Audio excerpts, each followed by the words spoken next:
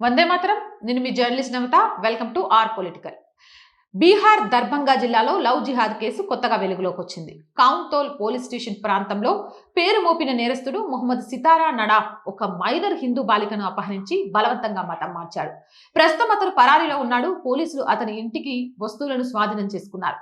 బాధిత కుటుంబం దీనిని లవ్ జిహాద్ సంఘటనగా అభివర్ణిస్తుంది. మొహమ్మద్ నడాఫ్ ఇప్పటికే వివాహితుడు మరియు 2 పిల్లల తండ్రి.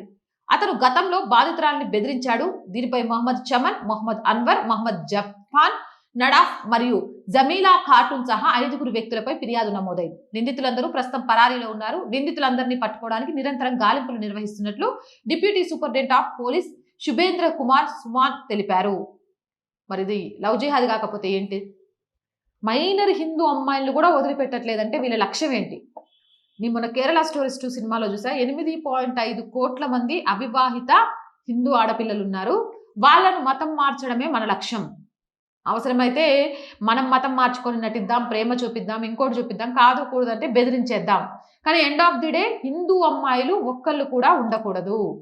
అవివాహితులు వాళ్ళంతా ముస్లిమ్స్ కావాలి అని ఒక గజ్వాయే హిందూ నినాదంతో ఒక పెద్ద కుట్ర జరుగుతోందని, ఆ కుట్ర ప్రకారమే ప్రతి రాష్ట్రంలో ప్రతిరోజు ఎక్కడో ఒక చోట లవ్ జిహాద్ కేసు వెలుగులోకి వస్తూనే ఉంది.